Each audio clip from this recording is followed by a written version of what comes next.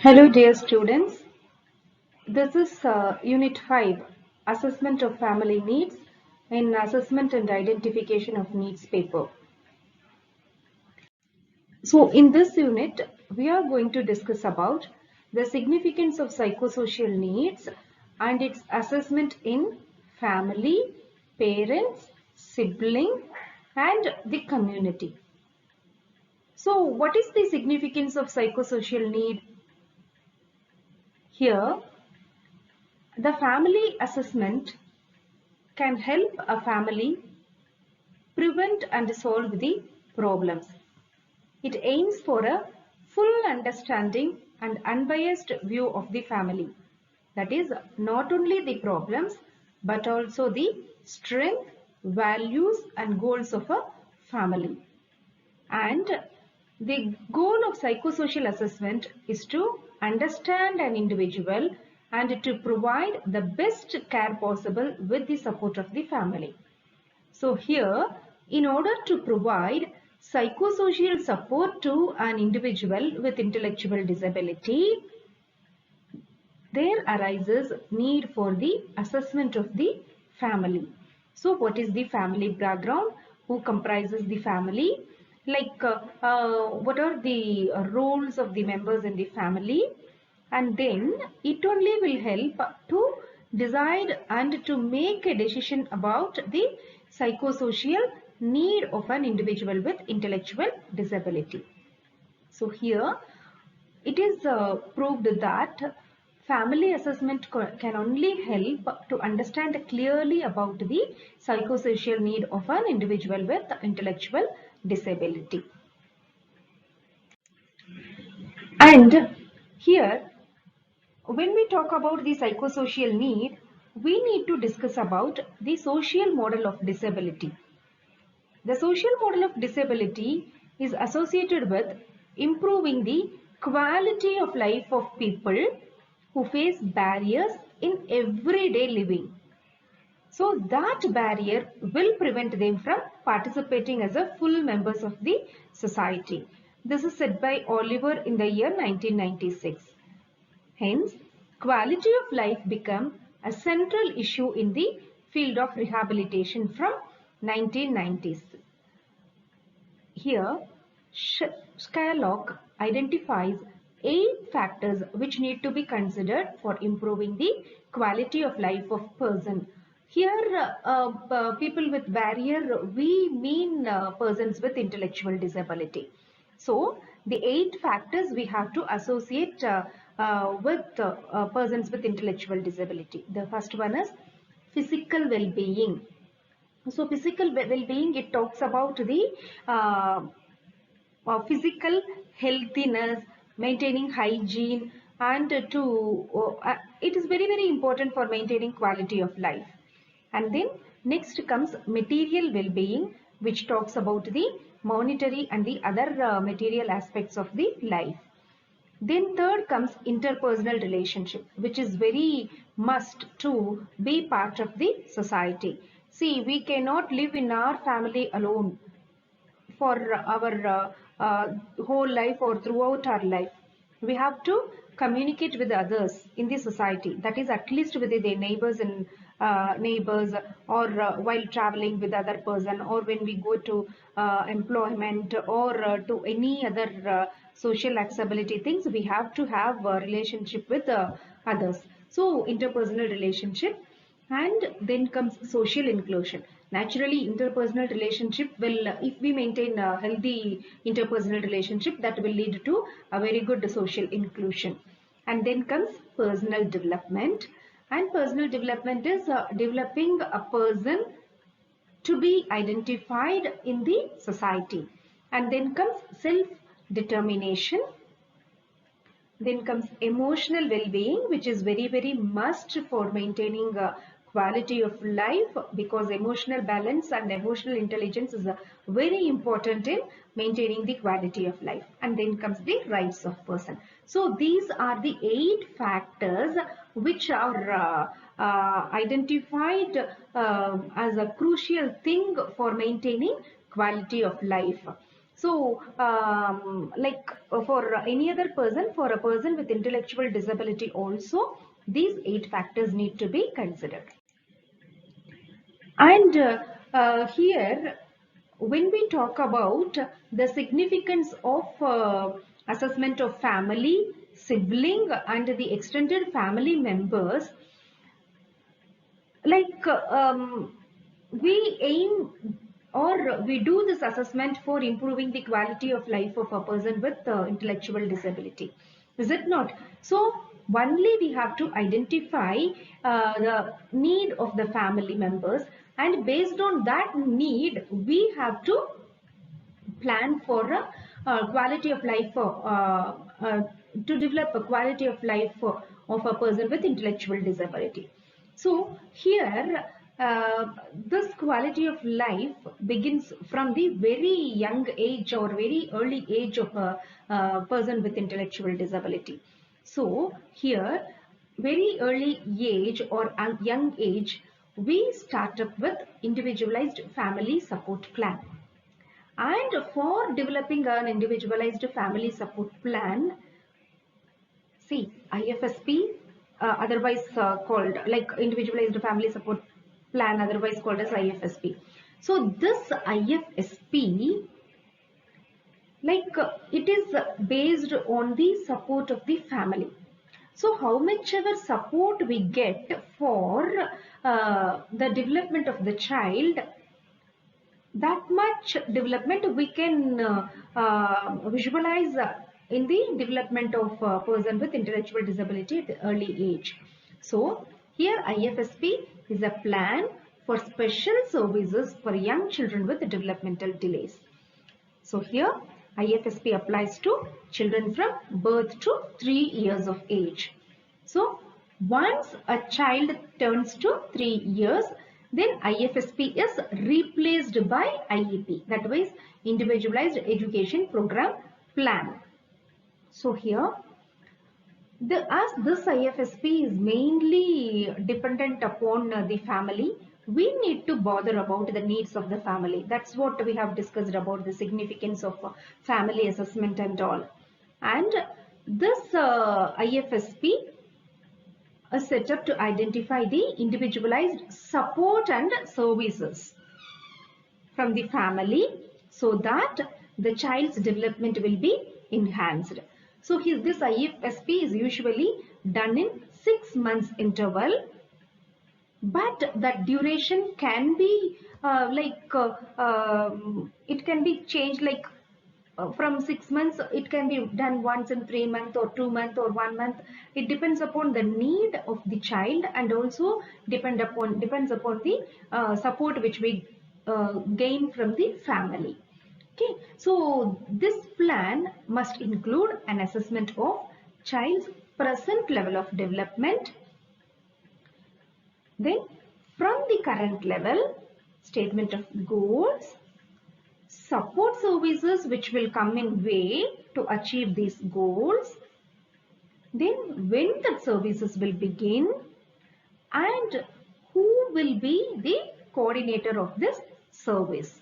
So this IFSP plan will have all these things, that is current level of the child, goal, support which we will be getting for achieving the goal, date of beginning of that IFSP, and who will be responsible or accountable for the implementation of the IFSP. So here IFSP is based on the in-depth assessment of child's need and the needs of and the concerns of the family. So IFSP consists of information on the child's present level of development in all the areas. You all very well know developmental areas include personal, social, then academic, recreation and occupation. So here the information on the child's present level of development in all areas and specific to physical development, in other terms, motor development, then emotional development, social development, communication development, all those things. Then outcomes for the child and the family. So, like, what will be the outcomes of this IFSP for the child and the family? And then third one is the services the child and the family will receive to help them to achieve the outcomes. So what is the current level? What is the expectation from IFSP? And then what services will the family be able to provide to achieve the outcome? So what is an IFSP? IFSP is a working document produced collaboratively by program staff and family members, which contains agreed upon early intervention services for an eligible child and a family. So this IFSP is provided to a child and a family who are eligible to receive that, and it is prepared collaboratively by the program staff and the family members. That's why it's called as family support plan. So based on the multidisciplinary eligibility evaluation and completed assessment, this plan includes services which are necessary to enhance the development of an eligible child, capacity of the family to meet the child's need. So here this plan is done by the program staff in collaboration with the family members and will be based on the multidisciplinary assessment. So this multidisciplinary assessment will be carried out by all the experts like special educator, therapist, clinician, then social worker and all others, and based on the assessment finding, the IFSP will be developed based on the family need and to enhance the development of the child and the capacity of the family to meet the needs.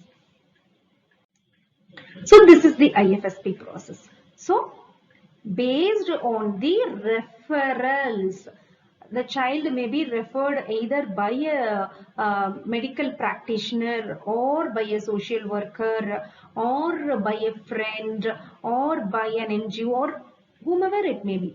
So the child through referral will reach the service coordinator assigned to him. So the service coordinator here means the program implementing person. So this service coordinator, based on the need of the child, will arrange for an IFSP development meeting. So here IFSP development meeting will have a team of experts from all the areas which we have discussed right now, and they will go for evaluating the needs of the child and along with the family. So based on that, if found eligible, they will be again referred to the IFSP meeting, and based on the IFSP meeting by the experts, they will do an assessment, and based on the assessment findings, the services will begin. And if the IFSP development meeting experts find that particular person is not eligible for an IFSP and need not to be worked under this IFSP, then they will refer again to the community programs, where the child will find place along with the community members and will be provided the services. So here is the cycle, that is based on the reference, service coordinator will be assigned, and based on the recommendation of the service coordinator, IFSP development meeting will be convened along with the family members, and based on their evaluation with the family members, if that particular child is found to be eligible to avail this IFSP service, that is child with developmental delay and such other things. So, and if they find eligible, and then this IFSP meeting with the expert related to the delay of the child will be conducted, like a therapist, a psychologist will be there, medical practitioner will be there, special educator will be there. So all those particular experts will assess the child for its developmental process, and based on their assessment findings, the services will begin. Then why do we write an IFSP? So here IFSP is important, and that has to be written and documented. Why? Because like it will only show the progress and the and it will also help to monitor like how this IFSP plan is moving about, and whether any changes is required, or anything has to be modified, or any other support has to be given, or whether it can be proceeded. So all those things will be done based on the documentation of the IFSP. So it's a written plan which includes the family support, and this plan will include information about the child, which is very basic. This include assessment results from all the experts, family concerns about the child, and the child's strength. Then based on this particular thing, the outcomes to be achieved for the child and the family will be determined. Then strategies and activities will be formulated to reach out those outcomes together. Then the services to be provided, like how often, by whom, when, and where. This will be decided. Then the person who is the service coordinator will help to develop the plan, make sure it is followed, and explain the family rights and procedural safeguards. So this helps to support the parent and the child to transit from early intervention to the preschool level. So IFSP is a written document which has all the basic information about the child and the outcomes or the goals to be achieved out of this IFSP, and what strategies and activities are planned to reach out that, and how often that will be implemented, by whom, when, and where. So the service provided will arrange for all those things along with the family and help out to reach that outcome. And this will help in transition of that particular child with developmental delay to transit from early intervention to preschool.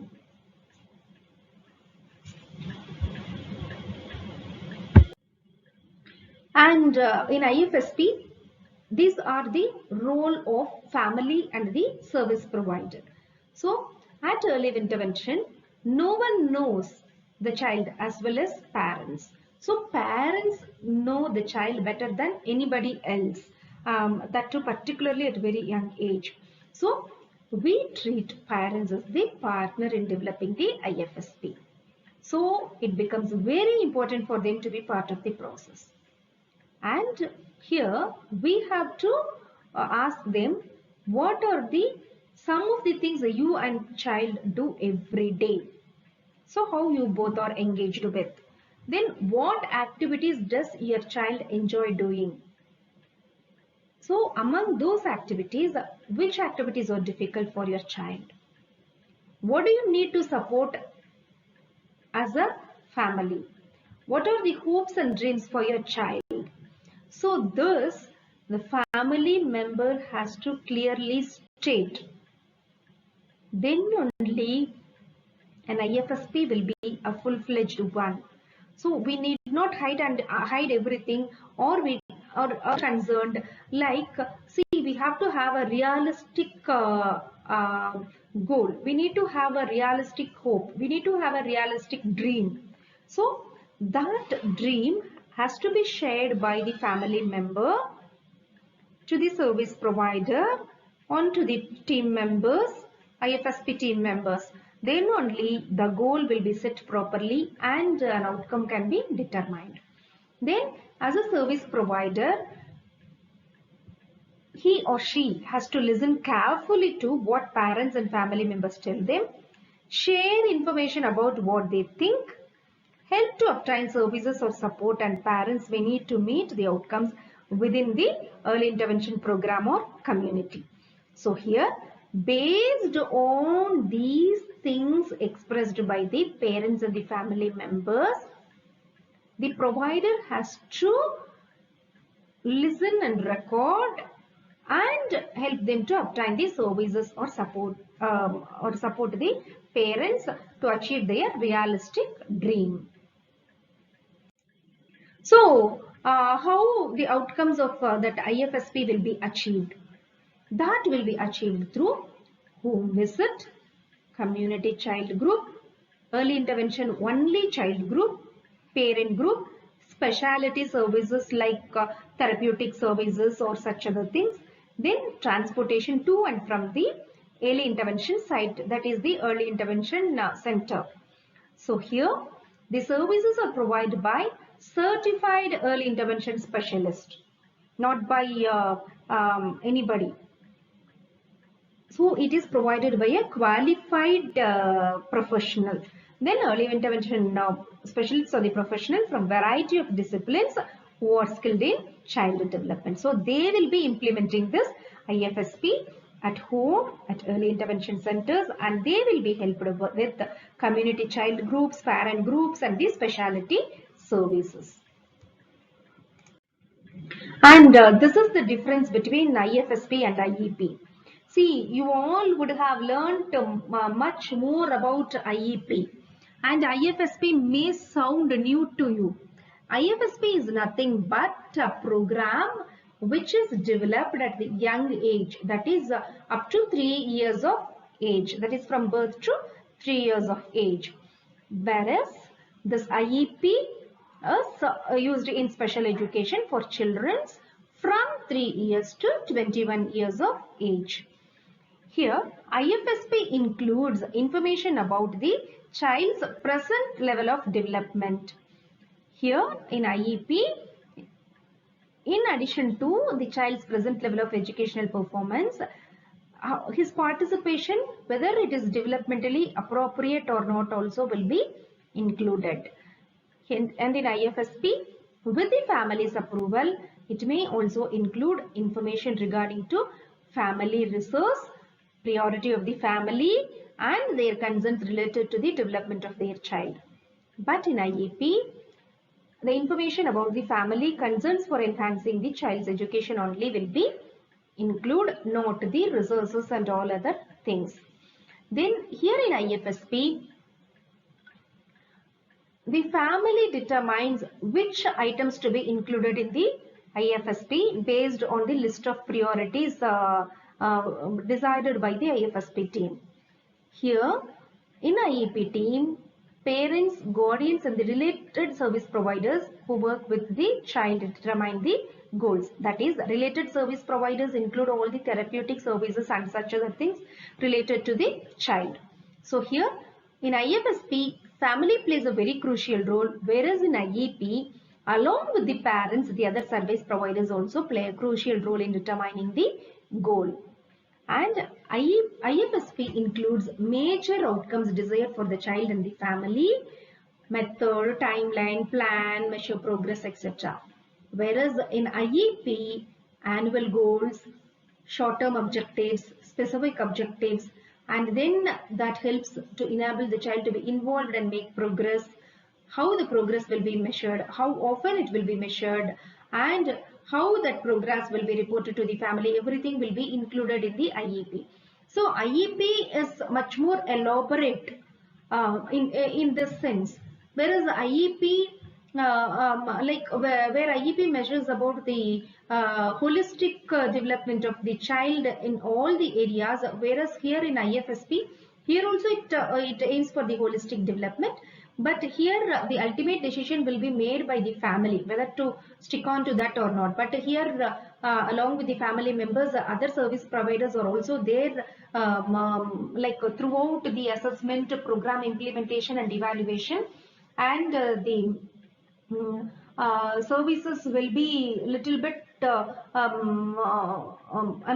what to say, like it is not like isolated from the family, but the role of the family members is a little bit less when compared to the IFSP. Then IEP includes the natural environment where services will be provided, but here IFSP and IEP describes the least strict environment, like it means that it is provided mainly in school or a center. Then IFSP includes early intervention services which supports to meet the unique needs of a child and the family, whereas here in IEP it includes special education related therapeutic services, then supplemental aids, modification of those aids, and supports the child to participate in the developmentally appropriate activities. It trains them to be a part of the inclusive schooling system. Everything happens in the IEP. But whereas in IFSP, it is specifically designed to meet out the unique needs of the child and the family. So here always in IFSP, family. So that is being highlighted, and their participation, like their, in the sense, family participation in each and every move of the child is very much recommended in IFSP when compared to IEP. Even in IEP, family participation is there, but compared to IFSP, here the family participation is rather a little less. Okay, so here the IFSP team includes parent, other family members as requested by the parent, then advocate, service coordinator, and person involved in conducting the evaluation and the assessment, that is the early interventionist. Then in IEP, yes, parents are there, regular education teacher is there, special education teacher is there, then representative of the school district, then a person who can interpret the results of evaluation, that is special educators, and others who have knowledge or special expertise about the child. See, here we have discussed that apart from the special education services, all the assistive devices or the support aids which are provided to the child with developmental delay or a child with intellectual disability will be modified, adapted, etc., in order to make them inclusive. And here we train child with developmental delay or intellectual disability to become inclusive in the mainstream education. So here we have a regular education teacher in the IEP team. So these are the basic differences between IFSP and the IEP. So here to understand in a simple way, IFSP revolves around the family. And each and every move is decided by the parent and the family members. Whereas in IEP, even though the role of parent is there, the IEP revolves around the the school system. School system here in the sense they are, in addition to the developmental needs, they train the child to become independent in the society, like by training the child in academics, in developing their personal skills, communication skills, society skills, and they also provide other related services which are required for the child to become inclusive in the society. This is the major difference between the IFSP and the IEP. So IFSP lays foundation for building the IEP.